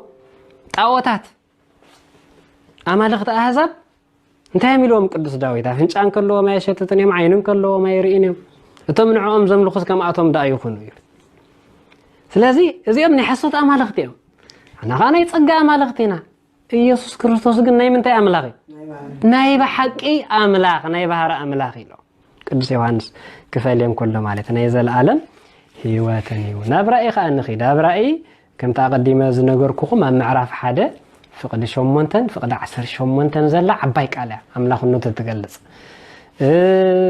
بتماساسالون المعرف 22 مودعتا معرفنا يوحنس مالتي نيرا يوحنس معرف 22 فقد شدشة نخيد فقد شدشة تيزبل قال هالو شعوت ملأخ كم زبلني إذا قالات زي أمنن حقنيو እግዚአብሔር ይለው من እግዚአብሔር ይለው እትን ነቢያት መንፈሱ ዝህብ አምላኽ ነቢያት መንፈሱ ዝህብ ማን እግዚአብሔር አምላኽ ነጥቀልጢፉ ክኸውን ዝግብኦ ነገር ንአገልገልቱ ኸሪኦም መልአኹ ሰደደ ማን እግዚአብሔር ይለው ካብዛ ዚኣ ዘላ ጽሕፍት ማለት እዩ መልአኹ ሰደደ ሓዞ እንታይ ዝብል ዘሎ እግዚአብሔር እትን ነቢያት መንፈሱ ዝህብ አምላኽ ነጥቀልጢፉ ክኸውን ዝግብኦ ነገር ንአገልገልቱ ኸሪኦም መልአኹ ሰደደ ዘሎ ሕጂ እግዚአብሔር ይሓቀ እግዚአብሔር ንነቢያት መንፈሱ ዝዕድሎም አምላኽ ንሱ እንታይ ሰዲድሎ መልአኹ ሰዲዱ ቁጥር 6 ይናደረና ቁጥር 16 እንታይ ይብል ሽዑ ኣነ ኢየሱስ ነዚ ነገር እዚ ኣብተን ኣብያተ ክርስቲያናት ክምስክረሎም ኢለ ንመልአኽ ሰደድኩ ኢሉ ንመልአኹ ሰደደ መን ይኽብሎ ጸኒሕፍቲ እግዚአብሔር አምላኽ من ينسخ أنا إلو كريستوس مالتي ملأخي سديدة يزلقو أنا يسوع كريستوس إلو سلازي يوحنس أب وانجيلو أمل أختو أبرايو زعبنا يسوع كريستوس قال أملاخنت بزقبا صحيح لنالو كاسيلو انتايبل ندحر كلهم بيبنايو أنا كابسر داويتن زرقون زخوانا اتبروه كوهب صباحيل تعمز قرمي كم ترى قالنا حالفو هاي النمبر أناس كنبل كابسر داويتن زرقوني كريستوسي سر داويتي زرق داويتي خا بتاع مستفلالي نغراتي زرق داويت كنبلون كلنا دحر داويت مسيلو مالتي سر داويت كنبلو كلنا قا قدم داويت الله مالتي بتاع مزغرمي سر داويت مالت ناي داويت فطاري ناي داويت املاخي زرق داويت يقبل كل دما بسغا كاب داويت دحرايت وليد زمصق لذي حواريات املاخنتو كم زغيرم بزغبا يقمطلنا እንደገና አብ ቀዳማይ አብ ሮሜ ኮስዶኩም ያንተ ተጣሲ ሮሜ ምዕራፍ 9 ፍቅደ 5 ዘላቃል እንታይ ዝብላው ድማ ንሳቶም ካብ ቦታት ዝተወልድዮም ክርስቶስ ወንስ ከነበል ብስጋ ካብ አቶሚ ዝተወልደ ንሱ ልዕሉ ሁሉ ዝኾነ አምላኽ ንዘላለም ብሩኽ ልዕሉ ሁሉ እንታይ ኢሎ አምላኽ ልዕሉ ሁሉ ዝኾነ አምላኽ መን ክርስቶስ ብስጋ ካብ አቶሚ ዝተወልደ ካብ እስራኤላውያን ንሱ ግን ኢሉ ልዕሉ ሁሉ ዝኾነ አምላኽ ናይ ዘላለም ብሩኽ አምላኽ ይብል تقصتات كي بزحنا أب قدامي تيموثيوس تخيدنا معرف 6 أب رأي يوحنس تخيدنا معرف 10 شوعة تقاطع يزبلالو ناي نغستات نغس ناي غويتوت غويتا ني امالختي املاخي انا قد صلتنا انتي نبل ناو كتك غزيون سيباك نباركك غزيون تامنك نسلك غزيو وناستبقاك نغن يلك غزيو ونتكن الى سمك قدوس ها ولكيت كان أنت ووتو أملاك أمالكت وغزيا أغاست ونغوس نغست نسخة ني أمالكت أملاك ناي غويتوت غويتا ناي نغستات نغوس إخا ني أمالكت أملاكتا مالتي أمالخت زتوهالنا يصقى أمالخت مشالو بعل مسيم صينايم صنيحنا ناتهم أملاخهم نسخايخ نسوم بصقى نسخاجن أمالخت انت يا أخا أملاخ ناي بعل مسيم انت يا أخا أملاخ ناتنا نايتهم بصقى أمالخت انت يا أخا أملاخ ناي كلها أملاخ ولاتهم بحصوت أملاخ يلهم زملخوهم طاوتات ناتهم أملاخ يوم فتاريهم جزايهم نسخايخ ناي نغستات كان نغسيخ نغستات غيرو شيء منا يبل بزعبا انا خنغر كله نحدش كدان كريستيان كلاتنا نغستات تباهلنا لنا كهنات تباهلنا لنا كهنات كنبحال كلنا كريستوس تيبحال ليقه كهنات يبحال نغستات كنبحال كلنا نسخان تيبحال ناي نغستات نغس كله كأوزر خبنايو بصقا زعدلنا ስለዝኾነ ማለት እዩ ስለዚህ በዘን ነጥብታት እዚኣተን ጌርና አምላኽና ኢየሱስ ክርስቶስ ፈጣሪው አምላኽዩ እግዚአብሔርዩ إلنا نأمن مس أبون مس منفس قدس كأ معرة عند سجلة سجدل فتارينا صلاة هيمانوت أبزمت زلوا مستخلة تمرتناون أتحاحزنا كلها كنا بلاينا صلاة هيمانوت بزكب أزسنا كريستيان بقى تناي نبياتن نهوارياتن تمرت بزعبا يسكرتس زبلا وأكوفيلن لو نهيمانوتنا مالتي እግዚአብሔር አምላኽ ንሎ መስተማሃርና ይብጽላት ልቦናና ይጽሐፈልና ቶም ብስተፈላሊ መገዲ ጌጋ ትርጉምና ተማሃርና ኣብ ጌጋ ጸናሕና ሰባት ቲፎዝ ምዃን ሓንቲ ይጠቅምን እዩ ንሰባት ኢልካ ንሰባት ከተሐጉስ ኢልካ ምኽር ሓንቲ ይጠቅምን እዩ ብዛዕለት ኣብ ዛዕለም እዚኣ ንኽንደይ ሰከንድ ንጸንሕ ንኽንደይ ደቂቕ ንጸንሕ ዋላ ሓንቲ ንፈልጠን ኢና ጽባሕ ንጎም ስሞትና ናበይና እንታይ ኢና ክንኮን ዝብል ሕቶ ክንሓትት ይግባአና ሓቂ ድማ መርሚርና ክንፈልጥ ብፍላይ السبكاتنا تسمع لكم نايكالو السبكات تسمع لكم نايقل نايقل كل قديفكم مجمرتا أنا أفتي بيت مصحف تأتيكم نايقدم إمنات انتهي مثل مزدنا حج أن نتصروه أهنا يتتخكل أو غترخبوا ويأخم مالتي أو خدنا مسرخبنا يدما نحق أنا مقبال تحركنا بلي بلنا نمزم عد زبلو نحنا حدش نقرنا مقبال قنوع انتو خينو تصبق انتو خينو كفوتاتينا እግዚአብሔር አምላክ ክፉት ኡምር ያሃብና ንኹላትና ዝተማሃርና ዮም ድጋሚ ጽላት ልባናና ይጽሐፈልና ወስብሐት ለእግዚአብሔር ንሳለማ ለመድኃኒትነ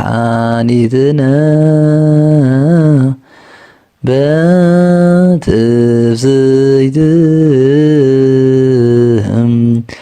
ተቀበልዋ ለታቦት እስመ ዋካይእቲ ወብርሃን እስመ ዋካይእቲ ወብርሃን ዋካይእቲ ወብርሃን